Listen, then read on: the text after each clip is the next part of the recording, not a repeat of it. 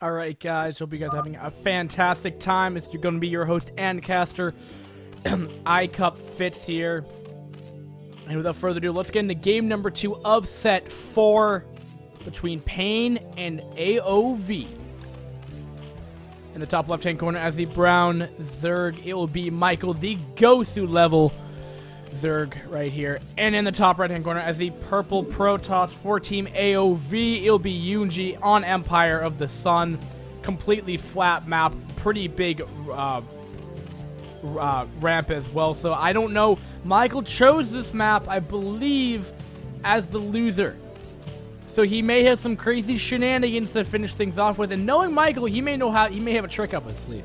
But honestly, Michael, I am cheering for you. No hard feelings to Eunji or AoV, but I am a PaiN fan, and I want to see them win.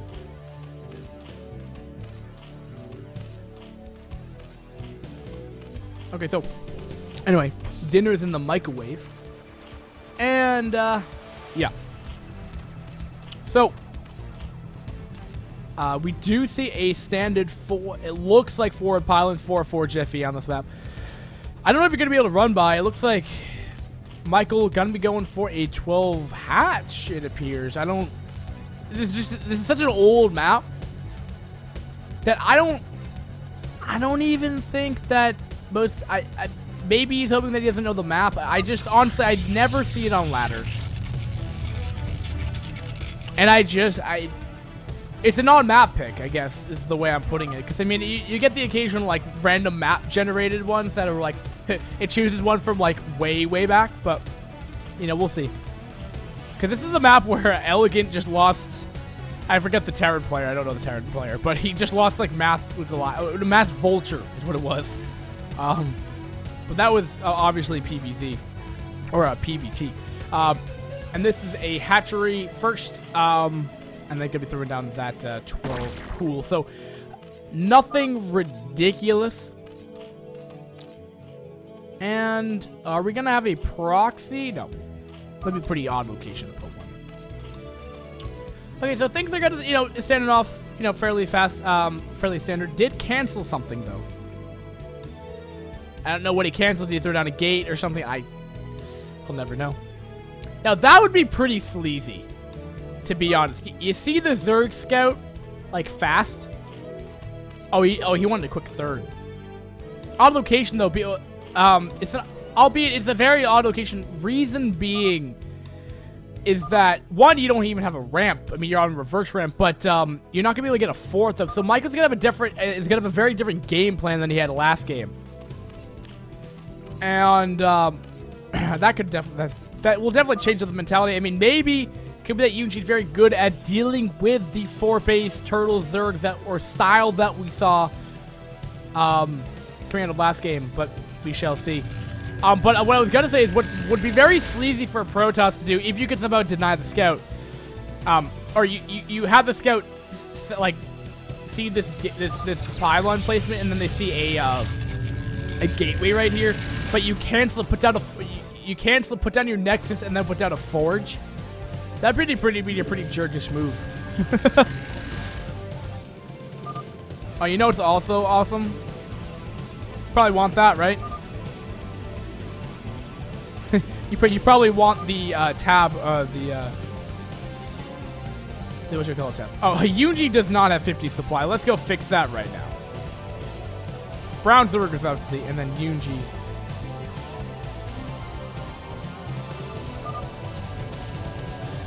There we go. Okay. So now with that back up in order, you have the supplies of both players. Zerg has expanded or double expanded. Got to be going for that layer tech. And then, you know, we'll see what he does decide to go. It's not granted he has to go Spire tech. He could go for a more Hydra-oriented play. The possibilities are endless until we see them. And on this map, I mean, we would have seen the second gas go down already, but in these spawns, Mutalisks? Are you kidding? Super effective. Right against here, you could just rally them and then go, you know, volley back and forth right here. I mean, yes, you don't have the high ground, but God, you could do a lot of damage. But we'll see. I think it's more important is what we see out of Protoss, to be honest. And we'll see how Michael reacts to that. But if it looks like he's just going to play the reactive style. It could, granted, I say reactive style being because you have access to all your tech, and then you can change any kind of tech route you want to because you have all your tech paths open at this time, except for Reaver tech. But I mean, this gives you flexibility to DTs, Templar tech, speed lot, timing push, which we would have already seen because if you got +1 attack, obviously. But you just have a wide variety of tech that is given to you, and if you see something that Zerg is, I don't know, doing something a little bit unorthodox, you can plan to it accordingly. Now we do have this, the same push that we had from earlier game. It did get denied last time, but what this does, what didn't happen last game, what Michael's doing very well this game is that he's denying the scout. What this does, I'm assuming this push is there to, apply pressure, but more or less just scout. But what this has ended up doing is that they've died. Every unit has died, and he himself has gotten a nice scout off, and see that it will be along the lines of probably Templar DT. I mean, if he only has 2 gates, then for sure it'll probably be DT Corsair. And we'll see what he continues to produce, or if he throws some more gateways. Yeah, there is the DT right there. No, he does cancel it. He does cancel the DT, keep in mind. So what's he gonna do what's his game plan? No, apparently no. So they're gonna take another 4th. I think he might just do 7-5 hatch Hydra. Which, it's very uncharacteristic of Michael. Michael got, if I'm not mistaken, like 2nd place in TLS. But if Eunji be able to take him out here, pretty crazy stuff. Pretty crazy stuff indeed. Gonna get for the Queen says, gonna go for Quick Hive. Gonna go for Quick Hive.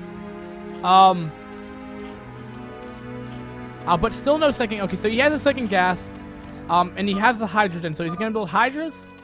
It almost feels like Crazy Zerg, just because we haven't seen anything but Lings up to this point. It's fairly early on, it's only 7 minutes, but I mean, this is where I would assume, because we don't have any units there. Okay, so no. With this amount of gateways, there's no way he's GT Corsair. I think he may have changed his mind because he is sending out an ADT. But again, this is what I'm talking about. What's so great about this Protoss opening is that you're not restricted to go Corsair DT. I mean, yes, you've opened yourself, you have a lesser gateway count, but I mean, simply put, you just throw down a couple more gateways and you're fine. You may lose a production wave, maybe 2 of units, but I think it's well worth it for this kind of opening right here. Now, 2 DTs are here, and good stuff. But these Lings will get... Oh, but what this does, though, is it made the units go back.